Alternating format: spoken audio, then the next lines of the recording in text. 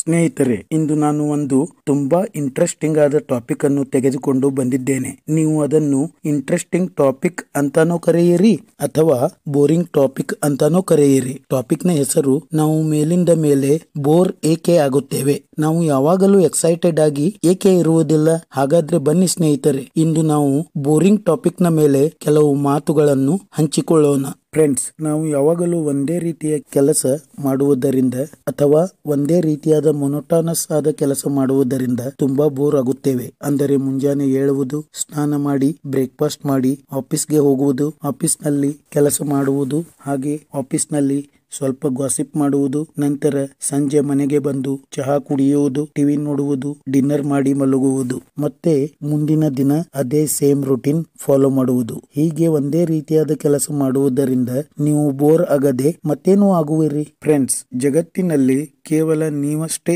Bore ಆಗುತ್ತೀರಿ ಎಂದು ತಿಳಿಯಬೇಡಿ. ಜಗತ್ತಿನಲ್ಲಿಯ ಯಾವುದೇ successful ವ್ಯಕ್ತಿಗಳನ್ನು ತೆಗೆದುಕೊಳ್ಳಿ. ಎಕ್ಸಾಂಪಲ್ಗೆ ಎಲಾನ್ ಮಸ್ಕ್, ಜೆಫ್ ಬೆಜೋಸ್ ಅವರು ಸಹ ತಮ್ಮ ಲೈಫ್ ನಲ್ಲಿ ನಿಮ್ಮಷ್ಟೇ ಬೋರ್ ಆಗುತ್ತಾರೆ. ನೀವೇನು ಕೆಲಸ ಮಾಡುತ್ತೀರೋ ಅವರು ಅದನ್ನೇ ಮಾಡುತ್ತಾರೆ. ಆದರೆ ಅವರು ಜಗತ್ತಿನ ಸಕ್ಸಸ್ಫುಲ್ ವ್ಯಕ್ತಿಗಳಾಗಿರುವುದರಿಂದ ನಿಮಗನ್ನಿಸುತ್ತದೆ ಅವರು ಬೋರ್ ಆಗುವುದೇ ಇಲ್ಲ ಅಂತ.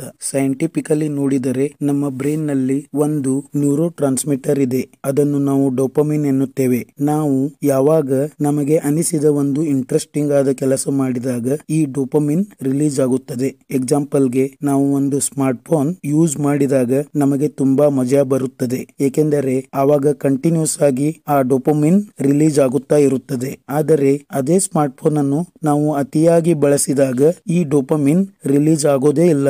ಆಗ ನಮಗೆ ಸ್ಮಾರ್ಟ್ ಫೋನ್ ಯೂಸ್ ಮಾಡೋದು ಒಂದು ಬೋರ್ ಆದಂತಹ ಕೆಲಸ ಅನ್ನಿಸುತ್ತದೆ. ಹಾಗಾದ್ರೆ ಈ ಬೋರ್ಡಮ್ ನಿಂದ ನೀವು ಹೇಗೆ ಹೊರಗೆ ಬರಬೇಕು?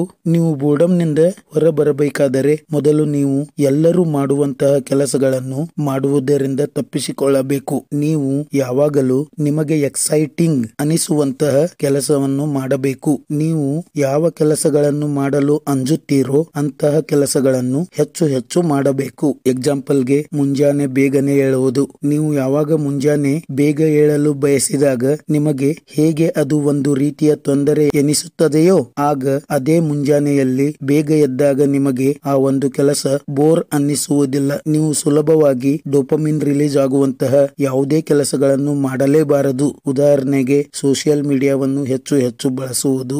ನೀವು ಎಂತಹ ಚಾಲೆಂಜಿಂಗ್ ಟಾಸ್ಕ್ ಗಳನ್ನ ಮಾಡಬೇಕೆಂದರೆ ಅವುಗಳಿಂದ ನೀವು ಸದಾ ಏನನ್ನಾದರೂ ಕಲಿಯುತ್ತಿರಬೇಕು ಮತ್ತು ಅವುಗಳನ್ನು ಮಾಡುವುದರಿಂದ ನಿಮಗೆ ಒಂದು ರೀತಿಯ ಖುಷಿ ಸಿಗುತ್ತಿರಬೇಕು. ಉದಾಹರಣೆಗೆ ನಿಮ್ಮ ಸ್ಯಾಲರಿಯ ಜೊತೆ ಮತ್ತೊಂದು ಸೈಡ್ ಹಸಲ್ ಮಾಡುವುದು, ಒಂದೊಳ್ಳೆಯ ಕೆಲವು ಪುಸ್ತಕಗಳನ್ನು ಓದುವುದು, ಸೇವಿಂಗ್ಸ್ ಮತ್ತು ಇನ್ವೆಸ್ಟಿಂಗ್ ಬಗ್ಗೆ ಹೆಚ್ಚು ಹೆಚ್ಚು ತಿಳಿದುಕೊಳ್ಳುವುದು, ನೀವು ಬೋರ್ ಆಗುವಂತಹ ವಿಷಯಗಳ ಹಿಂದಿನ ಕಾರಣಗಳನ್ನು ತಿಳಿದುಕೊಳ್ಳುವುದು.